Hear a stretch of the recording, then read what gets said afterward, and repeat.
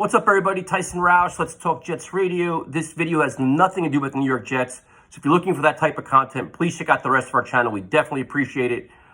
If you follow me on social media or you follow our show for a long period of time, you realize that or recognize that I'm a mental health advocate. It's near and dear to my heart. You're trying to open up platforms that discuss anxiety, depression, suicide prevention, just mental health issues in general, especially now in this wild and wacky world.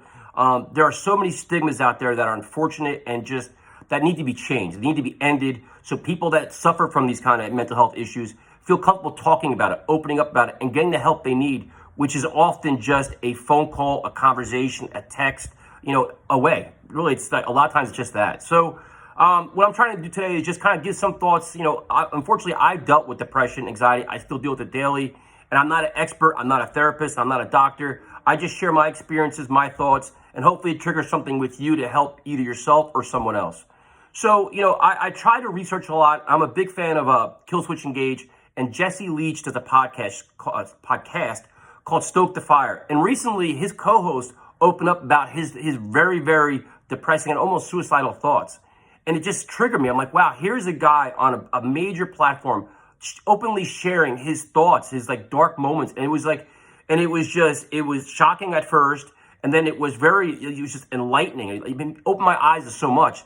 And then to see Jesse Leach's reaction to it was wild as well. It's just, they shared these deep, dark moments and how they overcome it and how they handle one another. It was just remarkable to me. And it's just like, it's so cool to see that other people are feeling more comfortable discussing that. Even Jesse's girlfriend, or I think his current girlfriend, shared her real dark moments and things she had to go through. And it's remarkable that these platforms are out there, and now I hope they get more and more attention.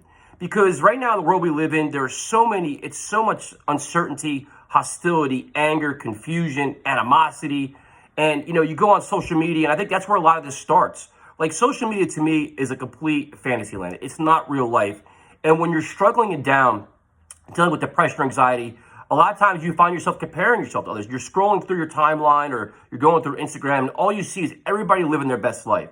But that's not reality. It's just not, because people only post the best things or what they want you to see. Like, they portray what they want you to think of them, but it's not reality, man. Like, not everybody goes to Aruba 7 days a week, has the best day. It's not always sunny. The grass is not always green. You're not always having the best job with the best kids, with the best dog. It's just not real life. And when you're down on your luck or not feeling good or you're in your dark space, you look at what you see on social media and you're like, man, I don't have that. I don't have this. I don't have that. And you go into a deeper, darker shell. And it's not the way it should be. To me, it's just, I think that we've become a society so addicted to social media that we're addicted to our phones. We lose ourselves on our phone. We lose ourselves in everybody else's world. And we lose ourselves, man. Like, it's just, like you see when you go to a football game or you go to a concert, you go out to dinner. If your first thing to do is get out your phone and look, take out your phone, like, look, I'm here, I'm doing this, I'm doing that. It's like, a lot of times you find yourself losing, you don't even enjoy the experience that you're actually in. And like the happiness that you can be getting from your events, you're so worried about trying to portray and tell everybody about it that you're not actually enjoying it. And I've learned that myself. Like, I would go to concerts and I'd be like, I want to film this, I want to film that. I'm like, who am I filming it for? Obviously, you want to film it because you have it just a good memory. But what? It's like a post on social media? Or even football games. Like, if you go to a game. Like, I went to the Bengals game recently, Jets-Bengals. And it's like, I'm not going to sit there and just tweet through the whole thing and take pictures. Like, I actually want to enjoy it. I want to sit there and enjoy the moment with my friend and embrace it. And I think far too many times we lose that. Like, you're going to dinner. If you go to dinner with your loved one, your spouse, your kids, or whatever, and you're sitting there the whole time on the phone. Like, why? Like, take the time to just put the phone down and enjoy yourself and enjoy the moment and enjoy your moment in time. And I think far too many times we don't do that. We're so worried about like just impressing and being part of that social media little, I don't know what it is. It's a nightmare for me. But so that's the one thing. So social media, I think phones are one thing. It's kind of losing yourself in that and worrying about what everybody else is doing. Worry about yourself and embrace what you are and who you are. That's the most important thing, in my opinion. I actually had to write notes because I get all on tangents. I probably lose you guys halfway through these videos. The other thing is find things that you enjoy, not what other people enjoy. Like, I think right now in this world that we live in, everybody feels pressured to say what everybody else is saying or do what everybody else is doing. And that is not helpful or healthy or helpful, because if you're just trying to appease everybody else or doing what everybody else is doing and you don't personally enjoy it, you're not getting the satisfaction or happiness that you need out of life. I'll give you some examples. Like I'm old, man, and I still do. I kickbox and I box. I spar. I do things. And for a long period of time, I've had close friends, girlfriends, parents saying, "Listen, why do you do that? You're too old. You got to stop that. You're too old for this. That's nonsense. You're getting hurt. You do find something else." Why?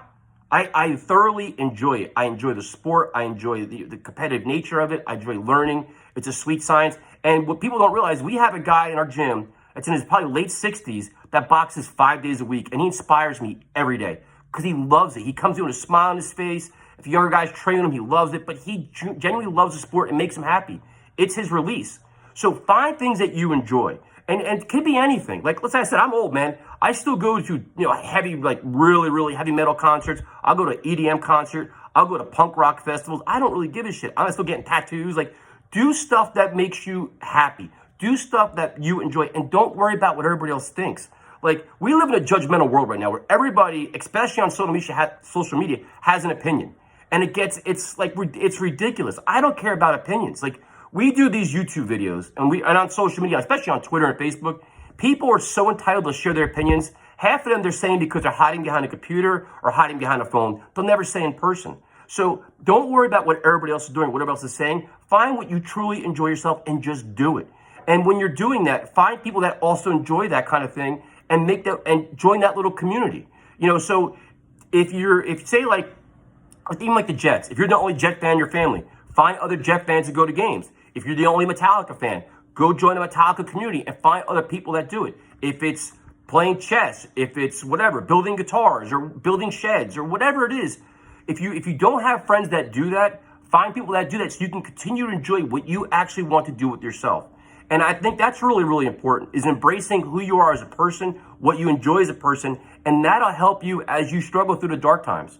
I've learned that. I realize when I go down my path where I'm just I don't want to leave the house, I'm completely miserable, I'm all right, I go to my go-to things. I'll go running, I'll listen to music, I go on YouTube, I watch concerts, I'll go train, I'll go do different things. And that helps a lot. Having people that have that same kind of thing that you have in common with people will definitely help you.